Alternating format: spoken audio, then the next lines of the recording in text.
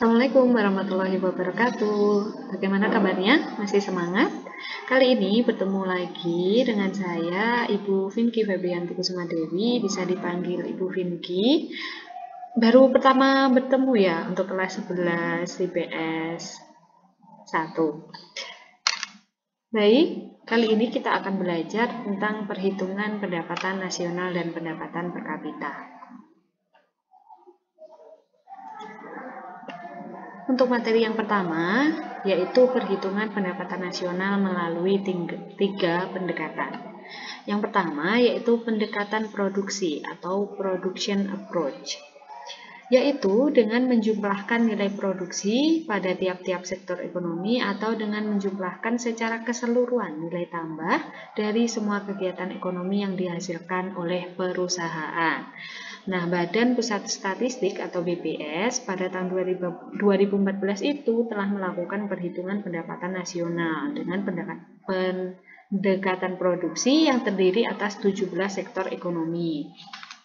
Ibu bacakan, yaitu yang pertama, sektor pertanian, kehutanan, dan perikanan, yang kedua, sektor pertambangan dan penggalian, yang ketiga, sektor industri pengolahan, 4, sektor pengadaan listrik dan gas, 5, sektor pengadaan air, pengelolaan sampah, limbah, dan daur ulang, 6, sektor konstruksi, 7, sektor perdagangan besar dan eceran, reparasi mobil dan sepeda motor, 8, sektor transportasi dan pergudangan, 9, sektor penyediaan akomodasi dan makan minum, 10, sektor informasi dan komunikasi, 11, sektor jasa keuangan dan asuransi, 12, sektor real estate, 13, sektor jasa perusahaan, 14, sektor administrasi pemerintahan, pertahanan dan sosial wajib, 15, sektor jasa pendidikan, 16, sektor jasa kesehatan dan kegiatan sosial, dan yang terakhir, sektor jasa lain. Lanjut, untuk pendekatan yang kedua yaitu pendekatan pendapatan atau income approach, yaitu dengan cara menjumlahkan seluruh penerimaan atas faktor produksi sebagai berikut. Yang pertama yaitu upah gaji sebagai penerimaan bagi tenaga kerja, yang kedua sewa sebagai penerimaan bagi pemilik properti, yang ketiga bunga sebagai penerimaan bagi pemilik modal, dan yang terakhir laba sebagai imbalan atas kerjanya sebagai pengusaha. Nah, berdasarkan metode pendekatan pendapatan, besarnya pendapatan nasional dihitung dengan menjumlahkan seluruh pendapatan yang diterima oleh pemilik faktor-faktor produksi atau konsumen atau rumah tangga yang digunakan dalam menghasilkan barang dan jasa yang diproduksi di suatu negara selama 1 tahun. Nah, jika pada pendekatan produksi tadi kan dihitungnya dari pihak perusahaan. Nah, bagian pendekatan pendapatan ini dihitungnya dari pendapatan rumah tangga gitu ya. Lanjut ke materi selanjutnya yaitu pendekatan yang ketiga, pendekatan pengeluaran, yaitu dengan cara menjumlahkan seluruh pengeluaran yang dilakukan oleh para penerima pendapatan seperti rumah tangga konsumen, rumah tangga produsen, rumah tangga negara, dan masyarakat luar negeri. Sekarang kita lanjut ke materi selanjutnya yaitu bagaimana sih metode perhitungan pendapatan nasional melalui tiga pendekatan tadi. Yang pertama melalui pendekatan produksi yaitu dengan rumus Y sama dengan P1 kali H1 ditambah P2 kali H2 ditambah P3 kali H3 sampai Pn kali Hn. N adalah besar jumlah harga atau kuantitas jumlah produk yang ditanyakan gitu ya. Keterangannya P adalah tingkat harganya dan untuk H-nya adalah jumlah produk. Di sini Ibu sudah memiliki contoh soal. Di dalam tabel barangnya 3, kain batik, sepatu dan beras. Harga barangnya dalam rupiah Rp250.000, Rp350.000 dan Rp100.000. Untuk jumlah barangnya sendiri, kain batik 20.000, sepatunya 5.000 dan berasnya ini 100.000 ya. Mohon maaf, terdapat tipe kelebihan 01. Lanjut, kita Coba menjawab soal. Berapa besar pendapatan nasional berdasarkan pendekatan produksi? Diketahui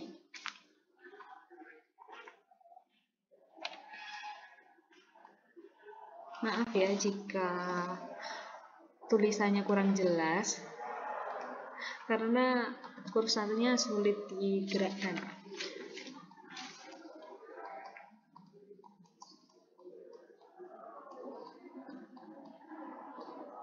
Diketahui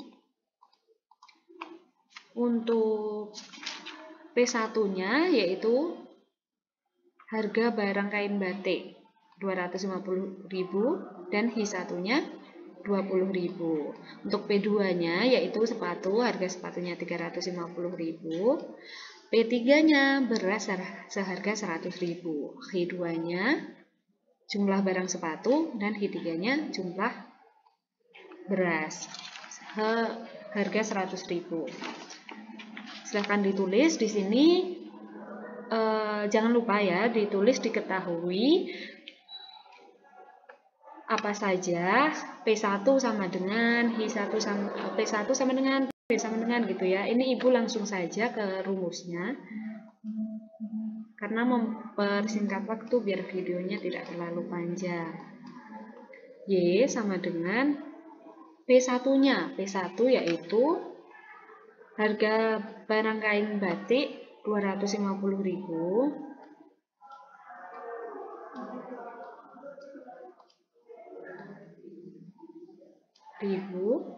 dikali kualitas dari atau jumlah barang dari kain batiknya sebesar 20.000.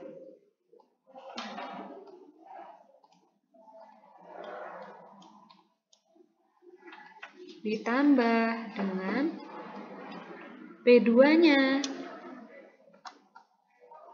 350.000 dikali 5.000.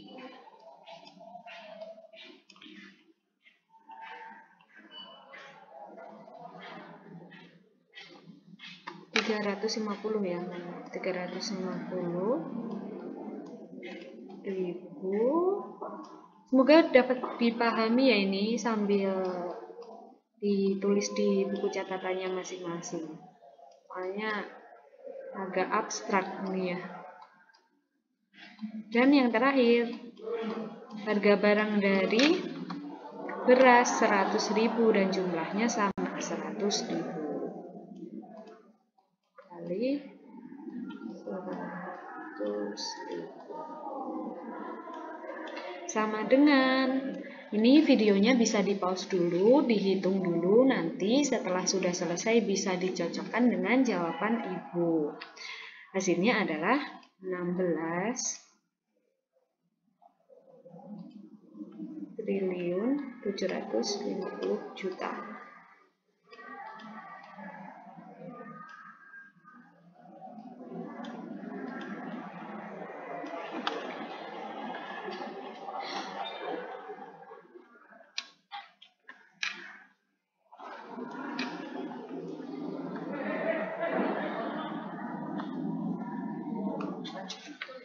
Jika sudah paham, bisa dilanjut. Jika masih kurang paham, bisa dikembalikan lagi videonya ya.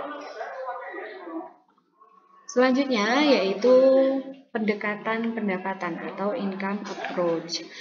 Di sini rumusnya adalah Y sama dengan RWIP. Y sama dengan RWIP. Y sama dengan RWIP. Di mana R-nya adalah rent atau sewa, W-nya adalah wage atau upah, I adalah interest atau bunga, dan P adalah profit atau laba. R-nya sewa, W-nya upah, I-nya bunga, dan P-nya laba. R rent, W wage, I interest, P-nya profit.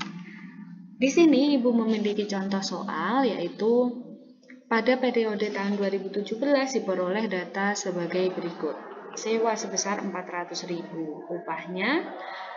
upah per individu 300.000, untuk Profitnya 450 juta, ekspor luar negeri 650.000, bunga pemilik modalnya 350.000, dan impor luar negerinya 230.000. Rumusnya masih ingat, Y sama dengan RWIP.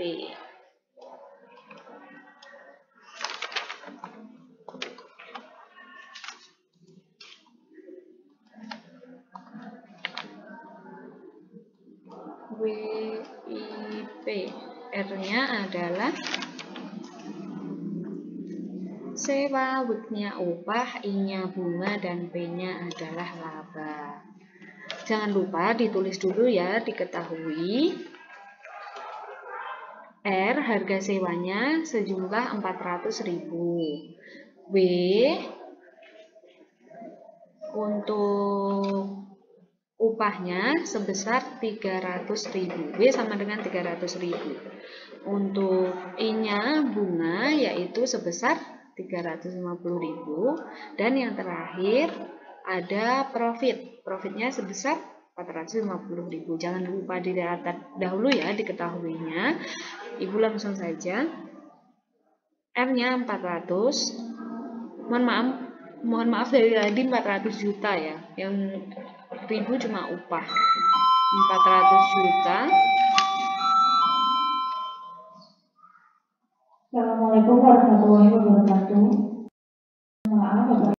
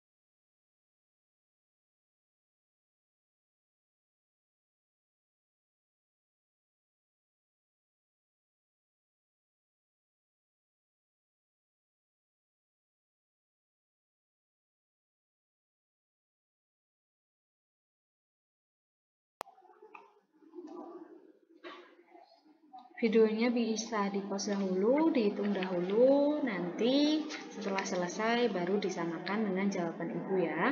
Jawabannya adalah 12.300.000. Jadi pendapatan nasional jika menggunakan metode perhitungan pendekatan pendapatan menghasilkan 12.300.000. Oke, untuk materi selanjutnya yaitu pendekatan pengeluaran atau expenditure approach. Di sini untuk rumusnya Y sama dengan C plus I plus G ditambah X min M, di mana C adalah merupakan pengeluaran masyarakat atau pengeluaran dari konsumen, untuk I-nya pengeluaran pengusaha, dan untuk G-nya pengeluaran pemerintah. X-nya ekspor dan M-nya impor. Diingat-ingat rumusnya Y sama dengan CIG ditambah X min M. Jangan lupa X min M-nya di dalam kurung ya. Y sama dengan C plus I plus G plus X min M. Di sini Ibu sudah memiliki contoh soal, yaitu terdapat investasi ini dalam miliar rupiah ya. Investasi 35, upah 30, ekspornya 50, impornya 35, bunganya 15, profitnya 35, konsumsinya 30, sewanya 20, pengeluaran pemerintahnya 50. Jangan lupa ditulis dulu, diketahui. Diketahui C-nya di sini adalah konsumsinya sebesar 30. C sama dengan 30. Untuk I-nya atau pengeluaran dari perusahaan yaitu investasi sebanyak 35. Karena perusahaan membutuhkan aset jangka panjang seperti bangunan, maka pengeluaran perusahaan termasuk ke dalam investasi. Lalu G-nya pengeluaran pemerintah atau government sebanyak 50. Ekspornya 50 dan impornya sama dengan 35. Y sama dengan C plus I plus G ditambah dalam kurung X min M. C sama dengan 30 ditambah I-nya 35 ditambah G-nya 50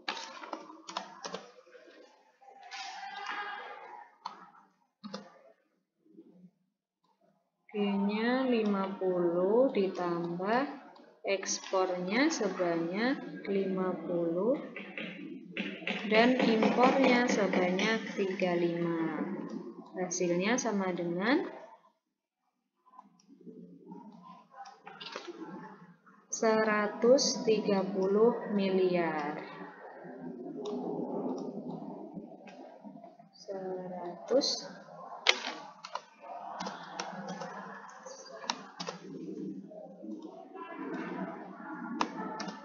130M.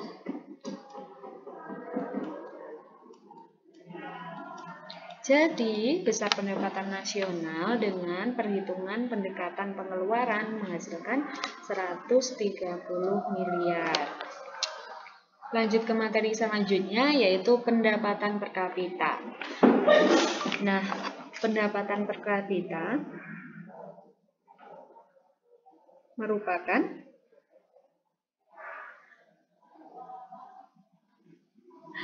selain menggunakan pendapatan nasional, tingkat kemakmuran masyarakat itu dapat diukur dari pendapatan per kapita. Besarnya pendapatan per kapita ini sangat erat kaitannya dengan pertambahan penduduk. Pendapatan per kapita menunjukkan kemampuan yang nyata dari suatu bangsa dalam menghasilkan barang dan jasa dan kenikmatan yang diperoleh setiap penduduk negara tersebut. Pendapatan per kapita adalah pendapatan rata-rata penduduk suatu negara selama satu periode tertentu. Pendapatan per kapita dapat diartikan juga sebagai nilai atau jumlah suatu barang dan jasa yang dirata-rata yang tersedia bagi setiap penduduk suatu negara selama satu periode tertentu. Misalnya, dua negara mempunyai pendapatan nasional yang sama besarnya nih. Namun, belum tentu kesejahteraan penduduk negara tersebut itu sama. Misalnya pada tahun tertentu diketahui bahwa pendapatan negara A dan pendapatan negara B itu sama, yaitu sejumlah 200 juta. Jumlah penduduk negara A itu 200 jiwa, tapi penduduk negara B lebih besar, yaitu 400 jiwa. Dari data tersebut, kita dapat mengetahui bahwa pendapatan rata-rata penduduk A adalah 200 juta dibagi 200 atau dibagi jumlah penduduknya, yang menghasilkan 1 juta. Sedangkan pendapatan rata-rata dari penduduk B itu 200 juta dibagi jumlah penduduknya 400 jiwa, sama dengan 500 ribu. Nah, dengan demikian terlihat bahwa pendapatan rata-rata penduduk di negara A itu lebih besar dibandingkan negara B.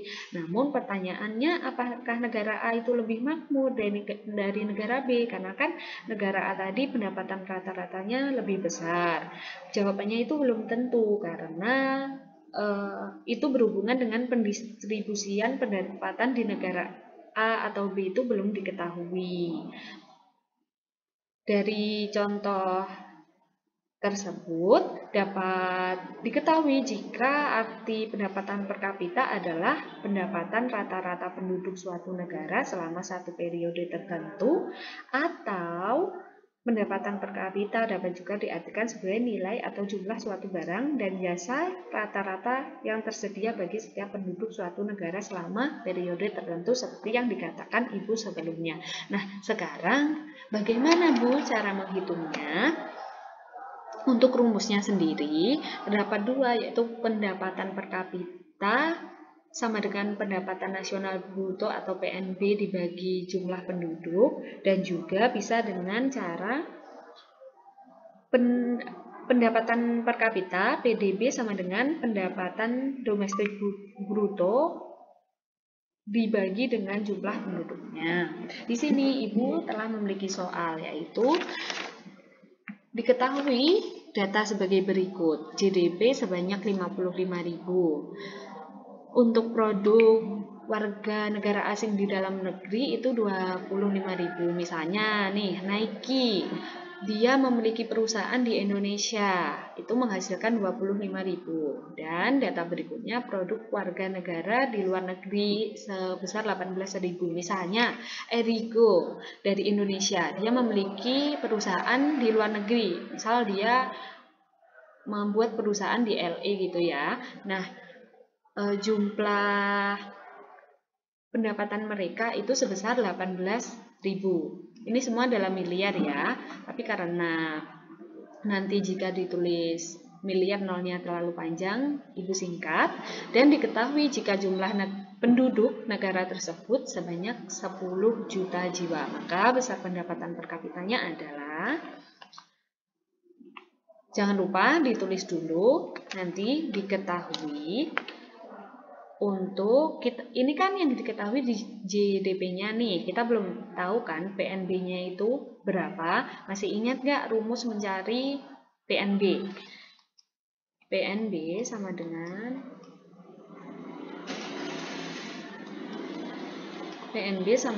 GDP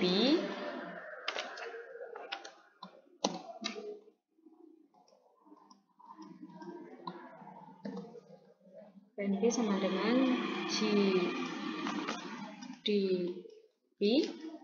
di plus produk warga negara Indonesia yang ada di luar negeri, Ibu singkat PWN ya, dikurangi, panjang banget ini ya, dikurangi dengan produk warga negara asing yang ada di Indonesia, Ibu singkat PWNA, sama dengan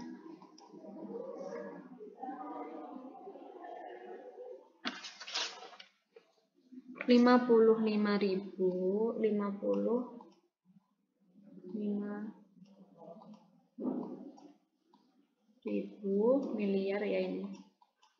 M ditambah 18.000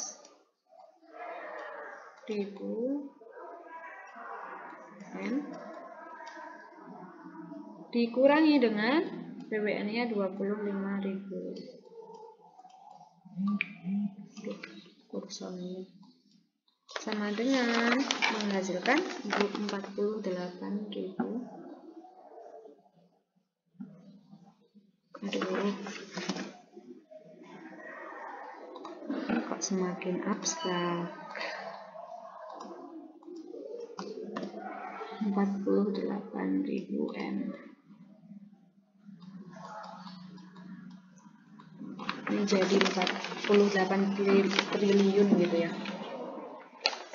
Kan sudah ketemu nih, PNB-nya sebesar 48 triliun. Lalu, masih ingat rumusnya mencari PDB, yaitu PNB dibagi dengan, ya betul, jumlah penduduk. PNB dibagi, Ibu singkat jadi JP ya. PNB-nya diketahui 48 triliun M. Itu 48.000 M dibagi dengan jumlah penduduknya berapa? 10 juta jiwa.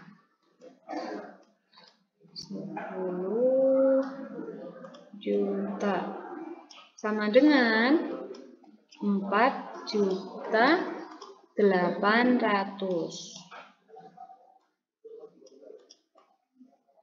Jadi, pendapatan per kapita pada negara tersebut yaitu sejumlah 4.800.000. Semoga materi yang Ibu jelaskan dapat dipahami.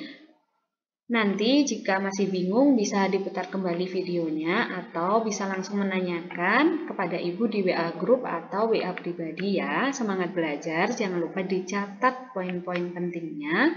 Nanti Ibu terdapat tugas, jadi mohon dipelajari. Semangat, tetap semangat. Di sini terdapat tambahan yaitu saat ini Bank Dunia itu mengelompokkan negara-negara di dunia itu berdasarkan pendapatan per kapitanya menjadi 4 kelompok.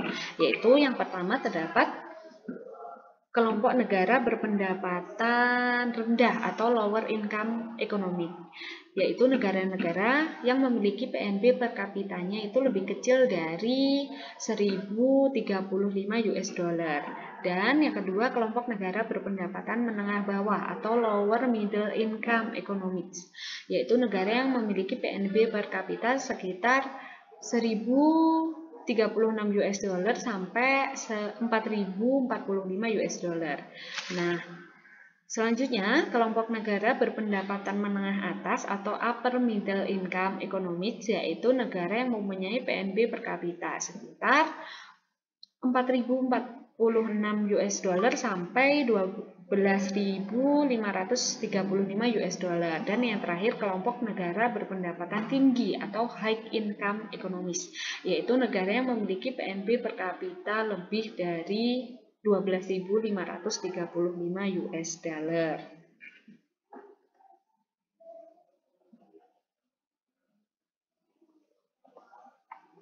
Nah, telah selesai materi kita. Jangan lupa dicatat, semangat belajar. Sekian dari Ibu Vinky. Wassalamualaikum warahmatullahi wabarakatuh.